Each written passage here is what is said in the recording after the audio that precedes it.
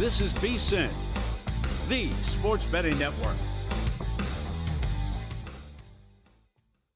The numbers told the story, they always do. It's one of those idiots who believe in analytics. This is a numbers game with Gil Alexander on VSiN. July the 13th be with you on a Monday morning. Welcome on into a numbers game. I am Dustin Sweetelson filling in for Gil Alexander. That is Kelly Bidlin. Hey, we got you here for the next 3 hours on VSiN, the sports betting network. It is a very unique show, I would say. Yeah, man. It's a unique time of year. We are in a special time of the sports calendar, and we are being bailed out by the World Cup. However, not today. Not today, my friend. We have a lot to get to. The MLB All-Star break is here. We'll look ahead to the second half. Most notably for me, I think there is a market that has completely opened up in the last few weeks here. More on that to come. It is the slowest day in sports, as they like to say, which means LeBron watch. Could we get some news today as the markets don't know what they're doing? They just keep fluctuating with fake news, real news. Yeah. And if you're willing to be spicy and take some chances, you might be able to make some money. And also the World Cup semifinal. It is set. France, Spain, Argentina, England. We'll cover all of that and more throughout the program. But it's very rare we open up a show, Kelly Bidlin, and the top headline stories, for me at least, is going to be UFC, Wimbledon, tennis, and Tom Kim. I know when Gil's normally here, Wimbledon is the star of the show for as long as it's I had no idea the event was as long as it was. Why did fortnight? Why did I think Wimbledon was like a week and a half, 2 weeks? I feel like this has been going on for a month. They're all 2 weeks. Is it? Yeah. All the Grand Slams are 2 weeks. I feel like I filled in for you like 3 or 4 weeks ago, and we were talking about Wimbledon. We might have been talking about grass season just getting started. Maybe that's what it is. If there's grass on the field, I will not finish that sentence. But in case you missed it yesterday, Yannick Sinner, he beats Zverev in the Wimbledon final 6-7, 7-6, 6-3, 6-4. I was on the air for live bet or a ready set bet yesterday with Mike Somich. And as we hit the air, Zverev actually took the first set. Yep. And immediately this price just dropped to minus 155. Mike jumped in on Sinner. Sinner was minus 513 before the event began. Or not the event, before the final began. Zverev was plus 374. All of a sudden, we're one set in, and Zverev wins the first one. You get a huge discount on Sinner, and that's the beauty of live betting, people. Now, it doesn't always work, but you can get a discount on a favorite. And the way I always like to phrase it, Kelly, it's in football season. If you like a favorite, but you think the number's a little too steep, the underdog begins the game with the football. They march down the field, 80-yard drive, knock off a big chunk of time, 7-minute drive. They go up 7-0. Well, now you can come back and you get your discounted price on the favorite who you liked at a little bit more palatable number. That's exactly what went down yesterday with Sinner winning the Wimbledon. Yeah, absolutely. And I think it's a good comp. I think for every sport, there's kind of the different live betting comp, right? We always do it with basketball. The dog goes out and they're shooting 80% from three in that first quarter. Yeah, you're going to get a bit of a discount on that price. And guess what? Shooting regression is probably going to come into play. Yeah, great final. Great Wimbledon final. I don't know about you. Me and you rarely talk about tennis, but this is when you get star-studded matchups like this. I was locked in. I was locked in watching the Scottish Open in Wimbledon for hours yesterday morning. My mom told me I'm not supposed to lie, but I'll tell you this. If I wasn't on the air, I wasn't going to be watching. Okay, but you were on the air and you're live betting it. All right. I got in trouble last time I said this, and people were in my DMs and mentions, and they were very rude to me. But there's no look. I played tennis growing up when I was a much thinner man, and I enjoyed playing it for fun. I went to a tennis camp for a while. I'm not knocking the sport, tennis camp, but cool. growing up to me, the people who played tennis were the people who couldn't make the real sports teams. No offense, no offense. If you were playing tennis... Wait, was this the sport he said this about last time? It was golf, I think, last time. I was going to say he's switching sports, too. Wow. It's golf. It's tennis and golf. If you didn't make the baseball team, you didn't make whatever other team that you were trying out for, you went, you know what? I'm going to join the golf team. They don't cut anybody. I'm going to join the tennis team. They're desperate for bodies. Yeah. I will. I could corroborate this for tennis at my high school. It was the same case. But, it was anybody who didn't play sports or couldn't make the sport they wanted to play. But it also depends where you grew up. You guys do country clubbing here, right? And there's a reason you call it that, because there's certain people who grow up a certain way and they wind up playing those sports. I'm not saying they're less athletes. I'm not saying they're not spectacular and they're at the top of their class in what they do. I'm just stuck in a way still at 41 years old on high school mentality of I remember who played tennis around me growing up, and it's the people who got cut in the final cuts from the baseball team. I'll tell you, once we get to clay and grass, though, man, like those are there were multiple moments yesterday where I'm just watching Yannick Sinner hit a shot and slide horizontally across this grass, right? And even like jam his foot, and I'm like, I'd be dead. Like I'd be in a hospital.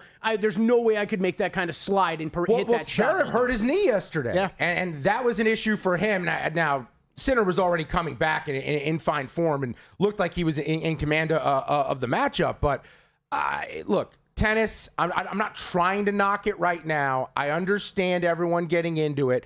And here's what I would say. If we're going to talk sports bucket list events, because I've been to football games, I've been to, big time baseball games, I've been to World Series. If we're talking about straight up events, I think Wimbledon's got to be top 5 that you want to go to because of the history, because of kind of the snootiness, everyone wearing all white. You're in jolly old England where everyone's got a stick up their rear. I'm kind of into it. I want to experience the uniqueness of a Wimbledon. So, Gil and I have talked about this multiple times before. I'm not nearly as big of a tennis fan as him, but there are tennis grand slams.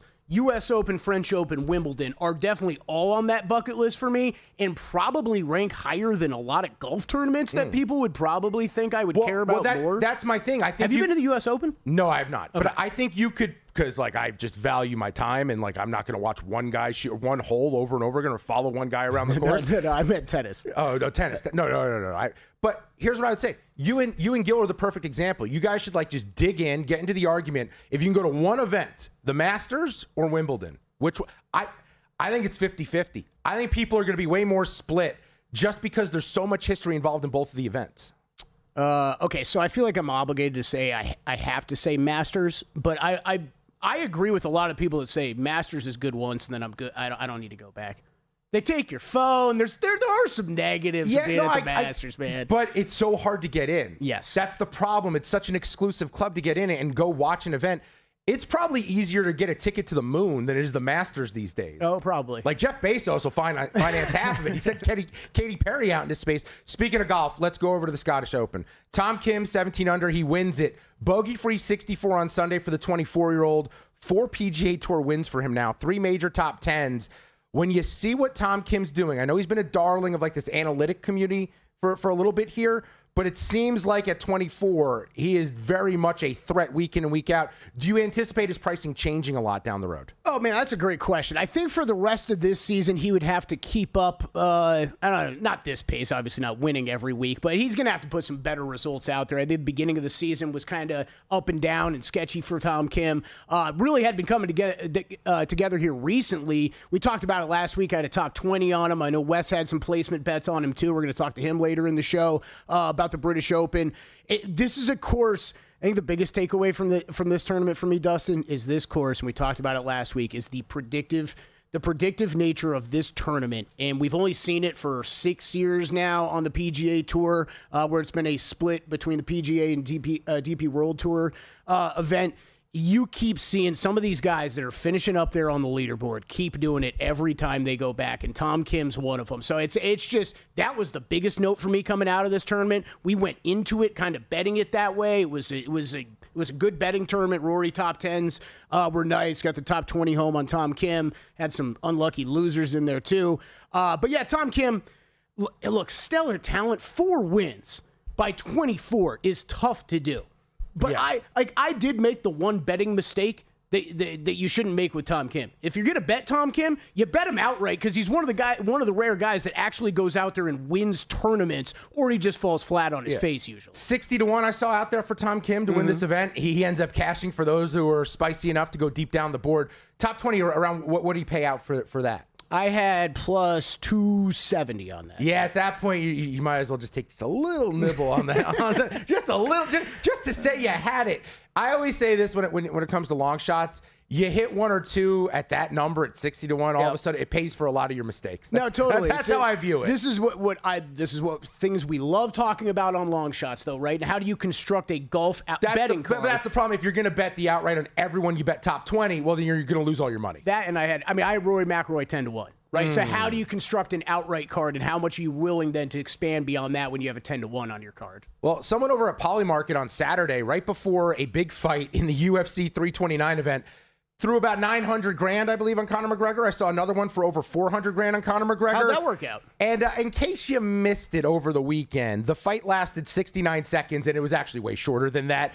Conor McGregor opens this thing up trying to do some sort of like roundhouse flying kick, and then is unable to stand and maintain his footing for the rest of the event. Max Holloway wins. The ref has to call it, but the ref delayed calling it as long as humanly possible because there was a lot of money on the line for these guys. Conor did make $30 million for the event. And then Holloway at the end, the most out-of-touch reaction to this win, and I understand, like, we're human beings. We don't know how we're going to react to something until it actually happens.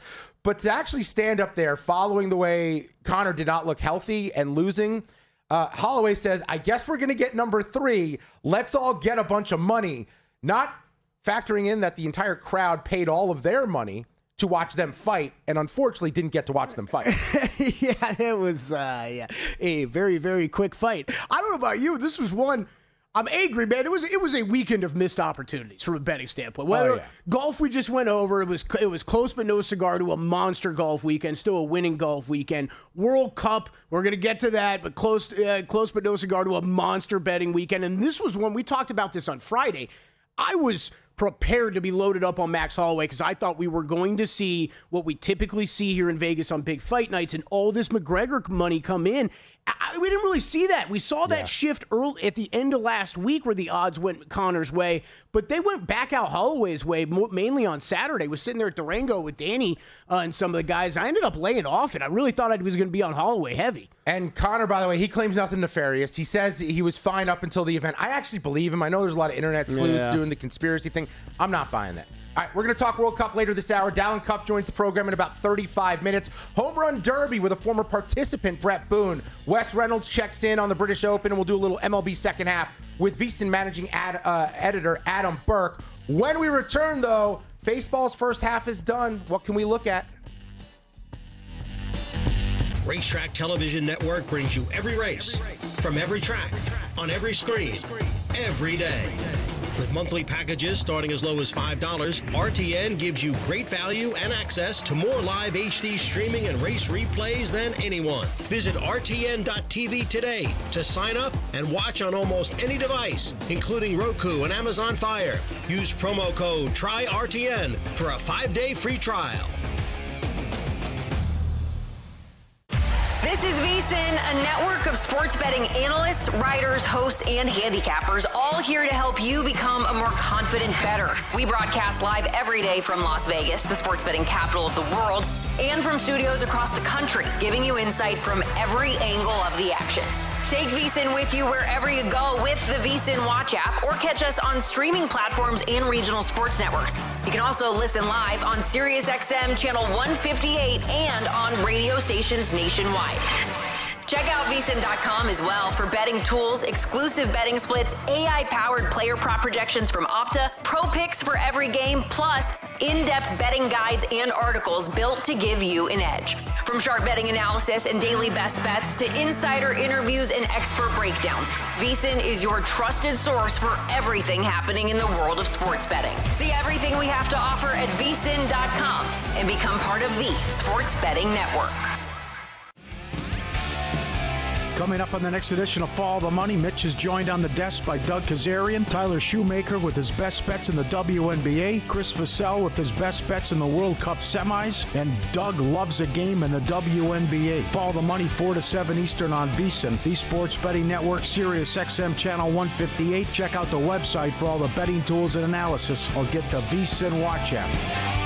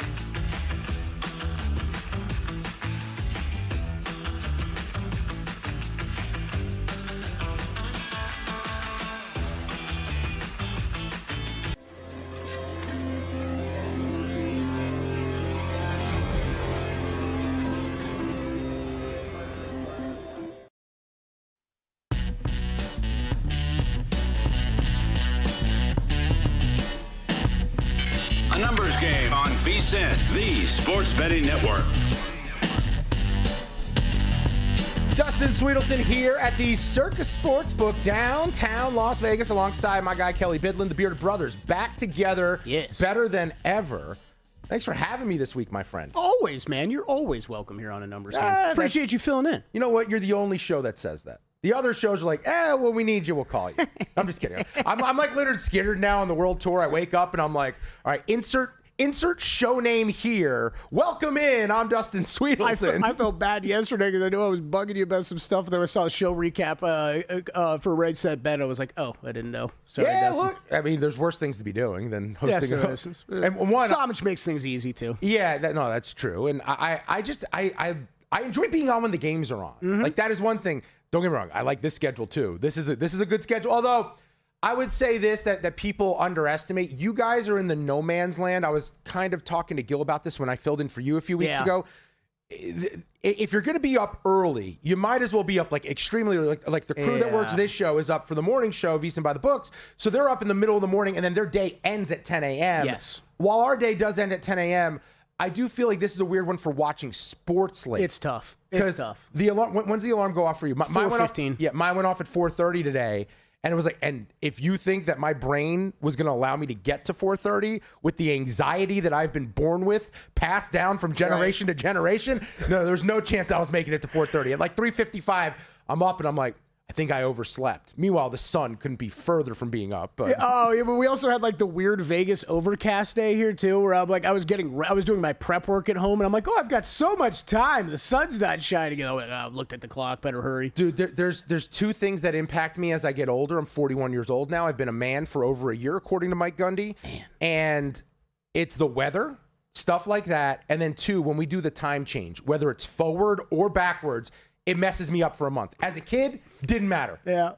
Barely knew what was happening. As an adult, it annihilates me. They need to get rid of it so bad.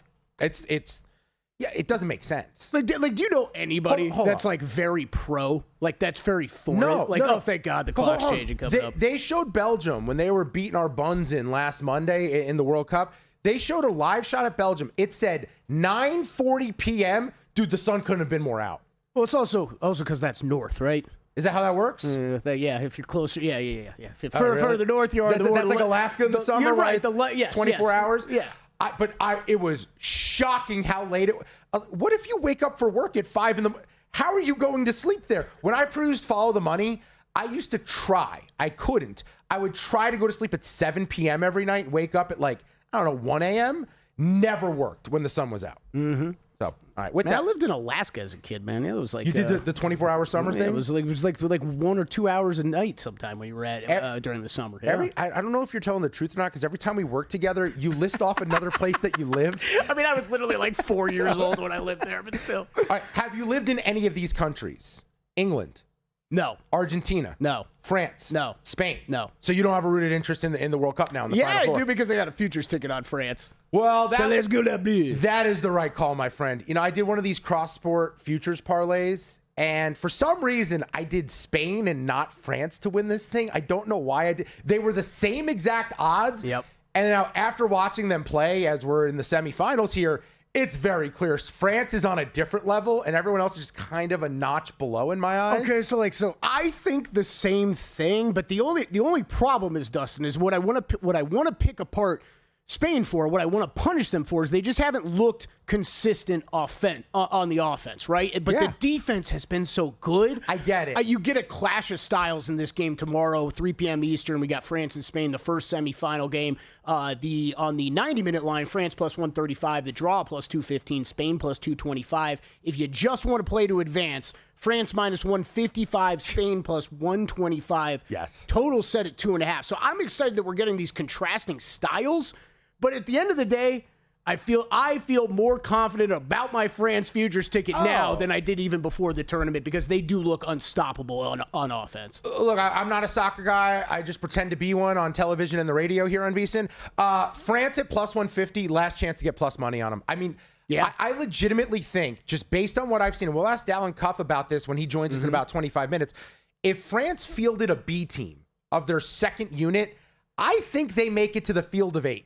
That's how deep I think they are. Yeah, probably. If they fielded a B team, they've got 3 of the elite offensive players you're going to have here. Spain, though, based on your analysis, here's where I'll give them a little bit of credit. It feels like the Denver Broncos, where a lot of us who just look at football go, stop, it's all defense. I don't trust Bo Nix. I like that. But he only has to make a few key fourth quarter throws, and all of a sudden they're a team that can win the AFC. Yep. That feels like Spain. Spain is looking to muck it up. They're going to make it a lower scoring game, get France on their heels, not allow them to control the possession as much, and then with that, look for their 1 or 2 opportunities to pounce against the French. That's what Spain's looking for. I just think France is too deep to do so. I like France to advance, but I'd rather just take plus 150 on them to win the whole thing. Yeah, I agree with you. I would probably play it that way as well.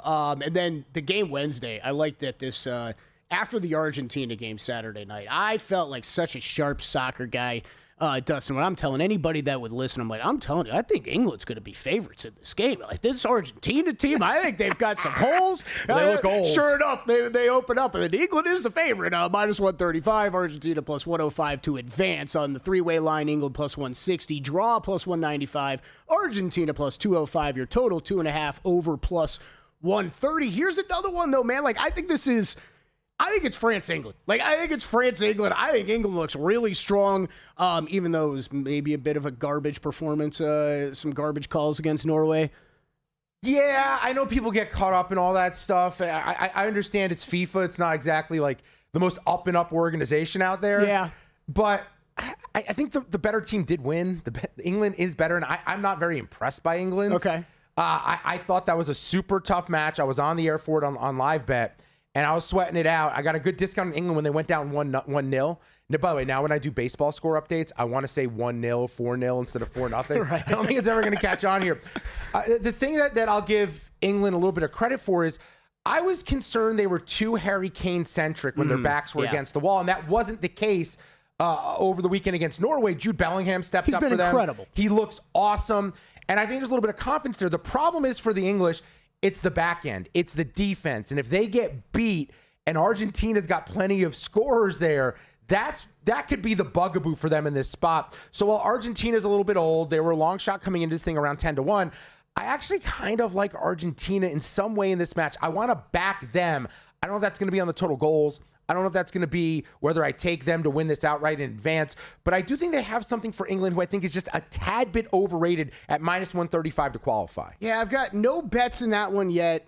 I think I'll be on the other side, if anything. It'll be England to advance if I play anything there, and then like you were talking about just betting the France future, I don't think I'm playing anything in this match tomorrow. It's just going to be hoping my futures ticket gets through, and we're good there. But you were on the air. I'm sitting in the sports book with Danny. This was, we're trying to use the American soccer guys trying to break down soccer, right? We did have Alex Blowers there with us as well, so the Englishman was able to help us out. By the way, let's give him credit because I couldn't figure out a way to back England on Saturday. He had a great write-up over at VSiN.com. We have a great team of people writing up these articles in the World Cup, and Alex is killing it.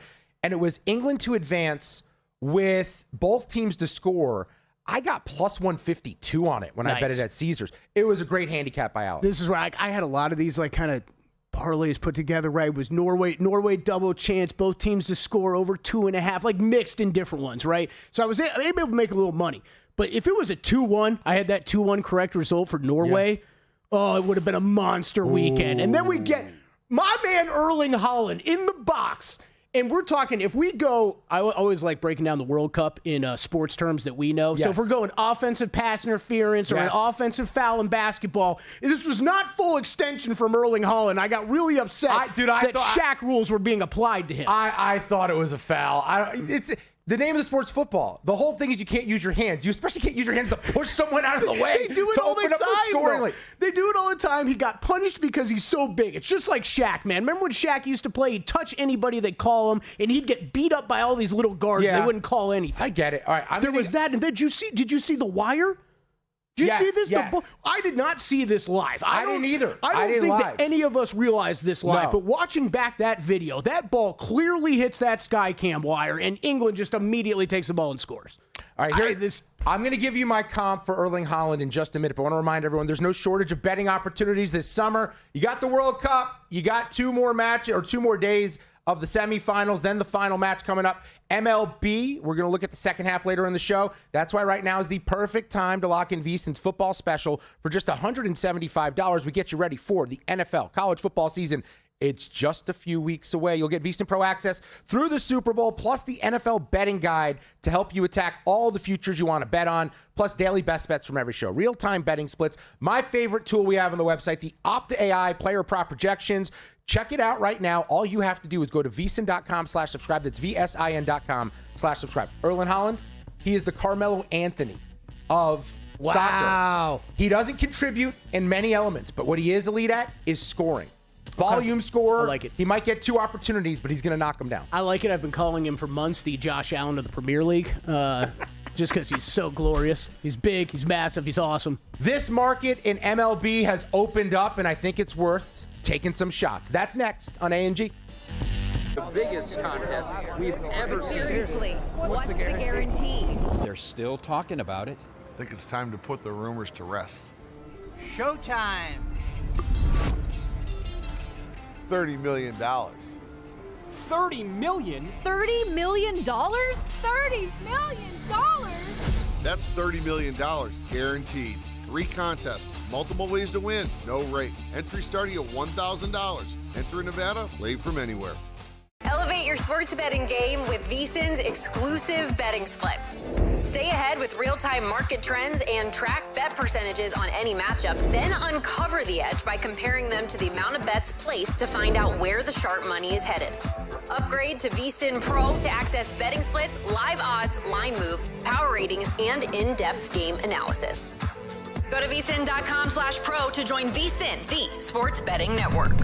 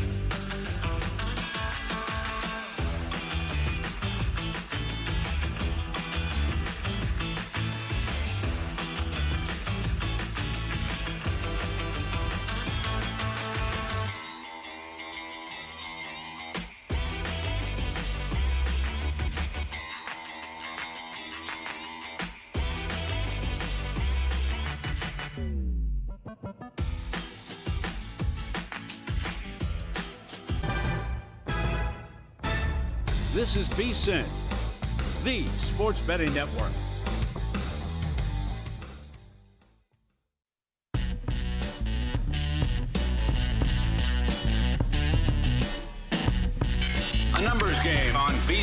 the Sports Betting Network. Dustin Sweetelson filling in for Gil Alexander this week on a numbers game. He is Kelly Bidlin. He is always here, unless I'm filling in for him. That's usually how that goes. That's right, yeah. So it's weird. It's a thing now, I guess, yeah. Yeah, but you're the OG. You're my original partner on this. I guess not technically. Patrick's my original partner on VSiN. You were my first time away from Patrick. First time spreading my wings. Saturday? We did live bet Sunday. With Ben Wilson, who we're still waiting him to show up for like his fifth. Femi's going to fill in for him again. Yeah, his fifth show. Ben's never available, always doing something else. But thanks for hanging out with us this morning. Yeah. And I'm going to get it right this time. We get tweets. That's right. Nailed it, man. I called it we read tweets for the last time I filled in here. All right. At Dustin Sweetelson, at Kelly Bidlin, at VSiN Live, iHeart SEC Podcast writes in, I watched the press conference Thursday pre-fight. I noticed Conor McGregor had a slight limp walking towards the stage, but I chalked it up to possibly his past injury. Post-fight, I believe he wasn't 100% healthy. Maybe I'm naive. I don't want to live in a world where, like, nobody caught Conor McGregor, because there's so many hoops that you have to jump through to get that fight approved. I don't want to live in a world where everyone was on the take there, because at that point you're just screwing your consumer. Right. And I mean, look, for how pissed off Dana White was afterward, like I want to believe. I do. Because he said the same thing, like weigh-ins, he looked fine, right? Like if there's something that happened, like we missed it, or it was missed. If there was something that happened, I'm with you. I don't know. I don't even know if naive is the right word. It's just, if it did happen, what is Conor McGregor supposed to do? Yeah, he's still supposed to try and make the fight happen. Everyone already bought your tickets. Could you imagine the resale of the tickets that people spent so much money on if it comes out that fight was canceled ahead of time and Conor's no longer fighting? Like, my favorite part, though, is Max Holloway. Like, you realize how dumb some people are when they open their mouths and there's people listening right now in their car on their way to work. Like, yeah, dude, we've been listening to you for like 32 minutes. We feel the same way. But Max Holloway just spouting off like, let's get number 3. We didn't get number 2, dude. How are we going to get number 3? We didn't get to watch number 2. Yeah, it's like I like that you're going kind of for the consumer. My first thought was like, yeah, you're breaking it up number 3. Like this was a win for you. This was a McGregor loss. Let's not go act like this was a Max Holloway win. It was a forfeit. It was a forfeit. Yeah. It was Conor jumped in the air as soon as he landed, and he couldn't stand. He legitimately couldn't stand. That was the difference between walking into the ring and not being able to hold his footing. That's how you knew something major was wrong. Another tweet coming in. This one directed at Kelly, but I searched his name, so I was able to find it. Cody Betts Football writes in, a vote to end daylight savings time is this week, so hang in there. Kelly, I feel like I've heard this story before. Yeah, Cody, I appreciate it, man. I hope you're right. I just told Dustin when I read your tweet off air, though, that we've been doing this for like 18 years now and been bringing this up on radio shows forever. And usually I get a lot of people that agree with me. And guess what? Nothing ever changes. Nothing ever changes with this. It drives me insane. No, and what they tell us is it's farmers, and I don't know if farmers are in favor or against it anymore. I'm at a point where I don't understand it.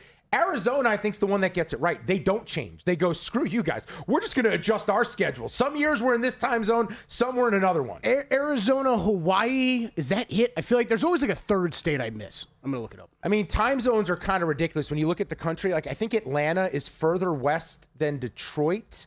Atlanta should probably be central. Really? But then the state of Georgia would be split with the west side in one and the east side in the other. Just Hawaii and Arizona.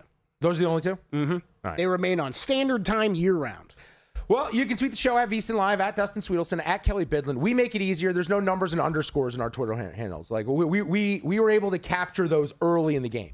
Yeah, man. It's actually a great point. That is we are just our names. That's it. I mean, I don't know if not that our names are the easiest to figure out. You're Kelly, and you've got an E in your first name. My last name has like 4 U's and 3 R's. I was going to say the standard American classic last names of Bidlin and Sweetelson. What is Bidlin? What is Bidlin? Oh, that was in Ellis Island. It's Polish. Same. Yeah, Polish, but Ellis Island, they're like Bidlininowski is way too much. Let's chop this in half. You're just Bidlin going forward. Mine was Swidgel. Really? Swidgel, it was Latvian, I want to say. And whoever my ancestor came over, he didn't speak much English. And they said, who are you? And he said, Swidgel. And they're like, no, who are you? He goes, I'm Swidgel's son. Swidgel's son. And it became Sweetelson. There you go. Legitimately. Right. Legitimately, I think the National League Cy Young race might be opened. I know it might be a hot take here. Okay. So Jacob Mizorowski is down to a minus 450 favorite. He was minus $6 yesterday because in case you missed it, he missed his final start of the first half with arm fatigue. Yep. That is concerning. I have 15-1 on Jacob Misiorowski, but let's keep in mind who he plays for and what he is. He is a tall, slender guy pumping 105 miles an hour, something we've never seen from anyone, let alone anyone of that stature. And for him to be such a big favorite, when last year his innings were limited for very good reason to protect him from himself. He's on the Milwaukee Brewers, who so desperately need to get over the hump, Kelly. They need to take down the mighty Dodgers. He's how they do it. Having him start 3 times in a series gives them the best chance to beat the Los Angeles Dodgers. I am very concerned with not just him getting injured, if this is something bigger than it winds up looking like right now with just fatigue, but if Milwaukee wants to slow him down, make sure he's 100% for when it matters in October, I do think it opens up this market. So over the weekend, I took a couple shots. Okay. For starters, Christopher Sanchez. He's 5.5-1. I bet 6-1 on Saturday. I mean, 7 innings, 2 earned, 7 strikeouts. He did allow 10 hits against Detroit on Saturday, but his ERA is 2.62. He is a very obvious second choice. If Misiorowski were to get hurt, I want to have that. It is not a big ticket for me. It is enough for me to get my money back on Misiorowski, make a little bit on some of the other bets in this market that I already have. I will be net positive if Sanchez winds up winning the award. The other player to look at here is Zach Wheeler, his teammate of the Philadelphia Phillies, because Wheeler on Sunday against those Tigers that Sanchez was great against as well, 6 innings, 2 hits, no runs, and 10 strikeouts. His ERA is down to 2.13. He missed a few weeks to begin the year because he was coming off the thoracic outlet surgery, which is not the same as Matt Harvey had, which ended his career, which has ended many starting pitchers' careers over the last, couple decades. But Wheeler seems to be finding his velo, finding his form. Last 3 starts of the first half, 10 strikeouts, 14-10. I mean, he is really looking like he's in form. I bet a flyer early in the year 50-1. I took a little around 25-1. I took 16-1 over the weekend, just adding to the ticket. This is what I like to do. If I'm taking a long shot and it's 50-1, I'm not betting what I would normally bet on someone shorter on the board. I'm hoping this thing comes to fruition and I have a chance to do something with that ticket. But now that he looks like a guy that I think is going to be in the final 3 or 4 for this award, I took a little bit more on him. And I might take a little bit more now. I see it's 22-1 over at DraftKings, because when I'm handicapping this thing, and I like Chris Sale, but you can't trust him to ever stay healthy. The last time he won the Cy Young was the first time he threw over 170 innings in years. Chase Burns, I like the stuff. He's become more of a pitcher than a thrower. The ballpark has me very concerned about Burns really having the numbers you need to win this award. Yamamoto I like, but again, the goal for the Dodgers win World Series. He pitched so late into last year, and the way he performed in Game 7 with the back-to-back, I just don't know if they're willing to let him have the innings to go out there and do this. Maybe you buy back on Paul Skeens at a discount, hoping he has a monster second half. But to me, it's Misiorowski, it's Sanchez, it's Wheeler. And because of that, I wanted a piece of all 3. I now have a piece of all 3. See, this is where I think we're at the point where, look, if we were a few more weeks right into the season, I think we could even start whittling this down a little bit more. I think you kind of found it where I would set the line at. I don't know that you can go beyond Zach Wheeler here. You think about the team, right? The team success that Sanchez and Wheeler are going to have with the Phillies, right? That always lifts things. It's going to give you those extra W's. And if they keep giving the great baseball card stats, right? I don't know that we're literally looking beyond them. While also Miz, if this ends today, and I think it's going to still be very tough to beat Miz, but you pointed out the possibilities, injuries or whatever. If he gets limited innings, maybe these other guys get into the mix more.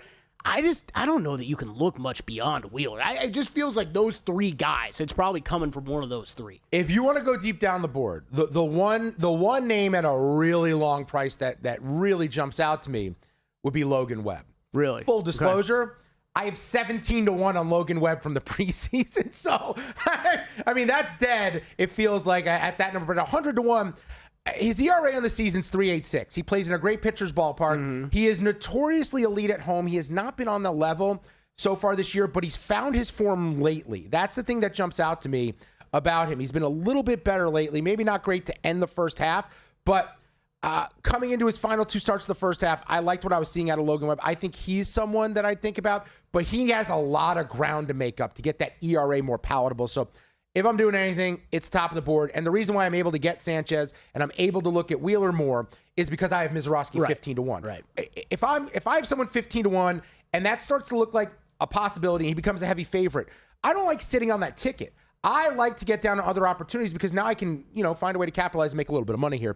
Hey, the sports calendar, it never stops. Sharp Plays, they cover it all. They've been winning for 15 straight years. All of it's documented, logs posted publicly at sharpplays.com. That kind of transparency, it's rare in the industry. When the Sharp Plays moves, the sports books, they take notice. Advanced AI, trusted insider intel, they find value before the numbers shift. Respected, watched, feared. Start winning with them at sharpplays.com today. Are the French inevitable to win the World Cup? We'll talk about it with Dallin Cuff on the other side of a numbers game.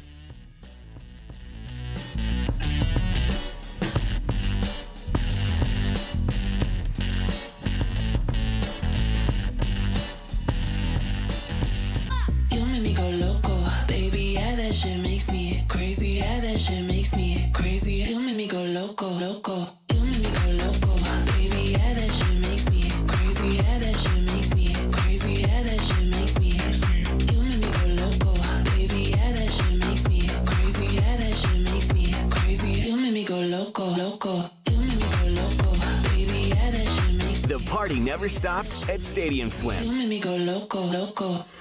Your favorite VSiN shows and personalities are now available to download as podcasts. Catch every hour of our live broadcast with VSiN Best Bets, or find your go-to show and download it directly. Get instant reactions to last night's games, sharp analysis on today's biggest matchups, and everything in between. Whether you're commuting, working out, or just catching up, VSiN lets you take the action with you wherever and whenever you want. Search VSiN on your favorite podcast platform and get in on the action with VSiN, the sports betting network.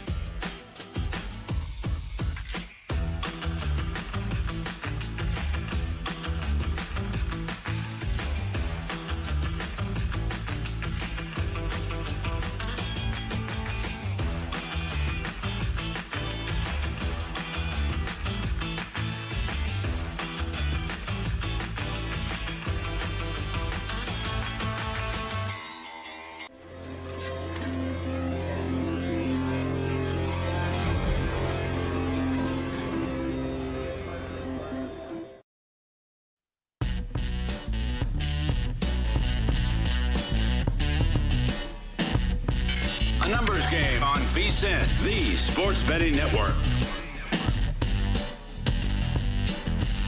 Back on a numbers game, Dustin Sweetelson filling in for Gil Alexander. This week, he is Kelly Bidlin. He is always here. In fact, he sleeps here, he lives here, he eats here. He does everything here. Yeah, no, never leaves. Really.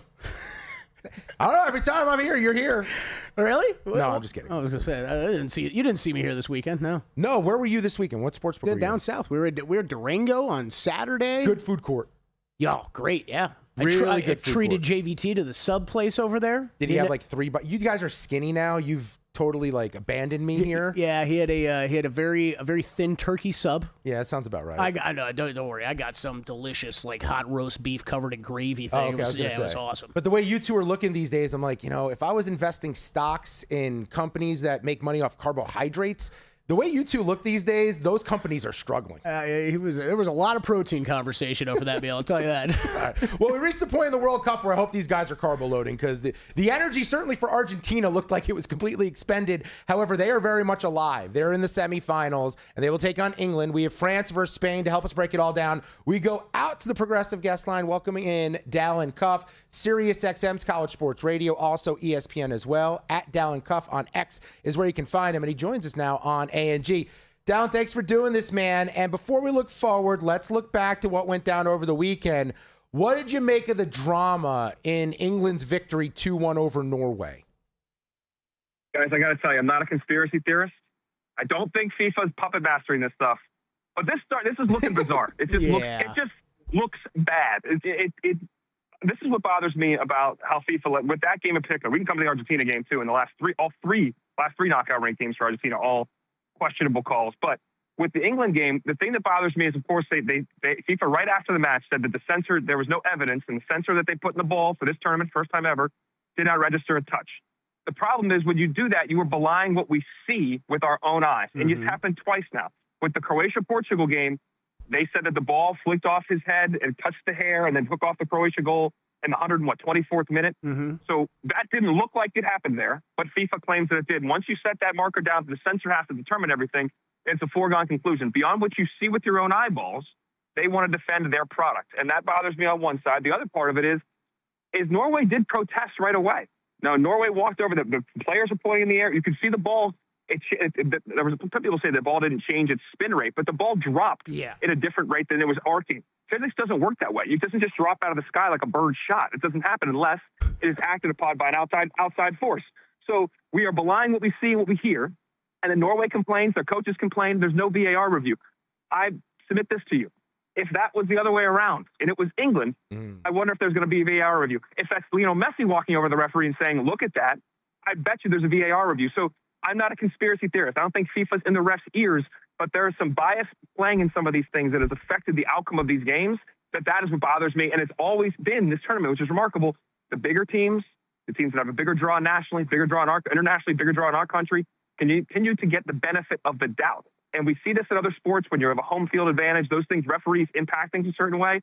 It seems all too convenient. Again, they're not puppet mastering this, but this is bizarre and it doesn't look good because we saw with our own eyes, and that was a missed call that affected the game. Unlike other sports where you can have a review that affects the game at the end of the game and they're hyper-focused in the last couple possessions, particularly in basketball. And soccer, at any moment in the 90s, one thing can happen and one call can completely change the match, and that happened in that game. Yeah, Dallin, it's funny because the one that happened before with the grazing of the hair and the head, I was actually impressed with this new technology. I'm like, man, that actually registered on the Richter scale. Like, I'll believe it on whatever we're getting out of that ball, but then you can't tell me that registered, but then hitting off that wire, like you said, you watch all the video replays that were all over Twitter and everywhere. It just drops out of the sky. Like, it's changing its direction. Seemed clear and obvious. What about Erling Haaland when they took the goal off the board? Was that egregious to you at all, or was that one okay? I hate to call it, but they're going to call it. They did say before the tournament that these type of things in the corner, they were going to do a couple things. They're going to protect the goalies. If there is a foul before the ball is kicked, then they'll retake it. That's what happened there. I don't love it, but they did work clear. They're trying to clean up the box, the integrity of the box on these corner kicks. So if you're going to say it before the tournament, I mean, suppose the tournament's been played this way. And we've seen a couple instances where other goals were taken off or interfering with a goalie. Where I'm an Arsenal fan, you guys know that from being on the show. If you watch Arsenal this year, 25 of their goals are probably taken off the board. If the rules were the same way and the Premier League as they were in the World Cup, but they were clear before the tournament. They're going to officiate it this way. So that one I think sucks. I think he got just overzealous. There was no need. As soon as you put two hands on anybody, they're going to fall, especially when you got a 6'5" Viking. The other guy's going to fall, and Elliot Anderson just looked like he got shot by a 10 gauge. Yeah. So it's not surprising that happened. So that's unfortunate, but that has been par for the course of this tournament. Breaking down the World Cup, Dallin Cuff joins us, soccer handicapper, Turner Sports, Sirius XM. All right, let's look at these matchups in the semifinals. And I'm going to begin with the big boy, Dallin, because this just feels like Seattle and the Rams back in NFL season. We saw this in the NFC title game. It was the de facto Super Bowl. Kind of has the same vibes. France and Spain, your two favorites coming to the event. France minus 155 to qualify and advance. Spain is plus $1.25. Total in the matchup is 2.5. What do you like here? Yeah, I think this is going to be a really kind of cagey affair. Now, the last two times these two teams played was the Nations League final last year. It was 5-4. It was wild, and Spain won. The time before that was the Euro semifinal. It was 2-1, and Spain won. So the value in this play, if you are on the fence, the value is definitely in Spain to advance. But the play that I like is under 2.5 goals. I think this is a situation where you look at two teams that we look at and we think they have the prolific offensive players. Spain is prolific possessing the ball, but they're not prolific scoring the ball. I think they're going to have more of it in this game, but possession with a purpose may be more at a premium. They want to dominate the game. I think this could look a little bit like a Portugal-Spain game from a couple rounds ago. The difference is France does have their top four is insane in terms of their attacking group. But how much will they have the ball? I think they will be able to score in transition. They may be able to get out on the counter. Mbappe, of course, is the star everybody knows now in this country, but Dembele is the reigning World Player of the Year, the reigning Ballon d'Or winner, and he's like an afterthought. Michael Olise his passing, his vision is insane. I like France. I think they've looked the part the whole way. I cannot bet them to advance because there is no value on that play. If you're going to bet them, I think you got to take them in the 90 to win, and that might be a stretch. That's why I like the under 2.5. I think that is the most pragmatic play in this situation. Really, what you should look at if you want to pick either one of these teams to win, to your point, you said this is the NFC title game, I would pick one of these teams to win the whole cup. Yeah. So you're looking at some value there. You take France plus 150 to win the whole thing, and you get a little more value instead of just picking a winner in this game. I think it's very tight. I think it is the two best teams in the tournament. I think France has performed the best, but on this day, it could be a cagey affair. I like the under 2.5. And honestly, guys, I want to hit my bet, but I don't want to watch another Spain-Portugal game. But I think that's what we might end up with, which is unfortunate. But I think that's Spain's best chance to win this game is to slow it, to control the pace, and to try to grind them down versus getting in any type of up-and-down game with France. You're just not going to win that. I love these comps so far. I've heard the past couple days because it is, the Seahawks, Rams, right? It's de facto championship. Remember that Thunder Spurs de facto? Oh, wait. Yeah, that didn't work out. Yeah. Sure. Now let's move on to the Wednesday game. We got England, Argentina. I was all proud of myself after Saturday night. I'm like, look, guys, I think this is going to be a little controversial, but England should be the favorites in this game. Okay, they are the favorites in this game, minus 135 to advance. Argentina plus 105. How are you playing this one on Wednesday? I like England to advance. I'm not surprised that they are the favorites here. I think I don't understand Thomas Tuchel, their coach, though, after that match where you play in 100-degree feels like heat, which is really the only number that matters. I don't give a crap what the actual temperature is. It feels like people are baking out there. They won 120 minutes. They battled out a win, and then right away he questions his team's performance. I don't get what he is doing necessarily. I don't get some of his changes. I do know that this team has found ways to win without playing their best soccer yet. And conversely, when you look at Argentina, they've survived worse competition. Yeah. Like England's had to play some serious competition. You go to that Azteca. That was an absolute cauldron. Norway is a formidable team, and they are much more than Erling Haaland. And again, in those conditions, I hope their bodies can hold up. I do think, obviously, these indoor venues help a little bit. They're not going to be abused by the elements like they were in the previous two rounds. But I think England to advance, I don't feel comfortable picking them at 90. I think this could be another 120-minute slog. I think it's going to be a game that's the stars have to show out again for England. Bellingham has made huge plays. Kane has been kind of quiet in the last game and obviously missed a penalty earlier in the knockout rounds, but having a striker of his ilk at any moment can pop up. Whereas Argentina has just looked so insipid in their attack. If it's not through Messi, and then we were saying this last night, like, where is Alvarez? And he comes on with a banger. They do have guys capable of doing that stuff. We just haven't seen it consistently. And we've seen them play much more inferior competition. I think they're going to run out of steam at some point in time. Now, in this game, I don't know where the VAR advantage is. I don't know who gets it with this game because both these teams have benefited from different things in the last round, I should say. England obviously had a red card and a 2-game suspension to a starter. I like England to advance here overall. I am interested in watching the movement on the over number. Right now it's plus 130 at a couple books at over 2.5.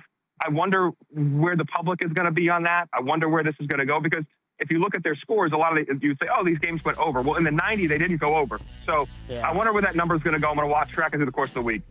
He's Dallin Cuff. Appreciate the time, man. Awesome breakdowns as always. Give him a follow on X at Dallin Cuff. All right, boys. Have a good one. He's Kelly Bidlin. I'm Dustin Sweetelson.